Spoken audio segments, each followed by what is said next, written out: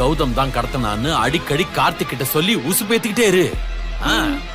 உன் புருஷன் கௌதம் மேல எந்த அளவுக்கு டென்ஷன் ஆறானோ அந்த அளவுக்கு சீக்கிரம் நாம அந்த சொத்தை வாங்கிடலாம். கவலையப்படாதீங்கப்பா.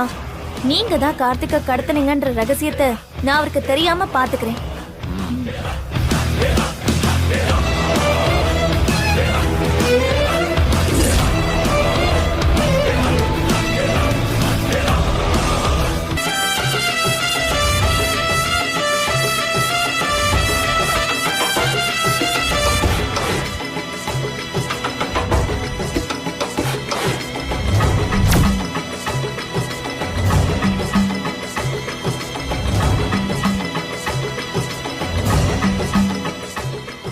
ஏன் அப்படி பாக்குறீங்க?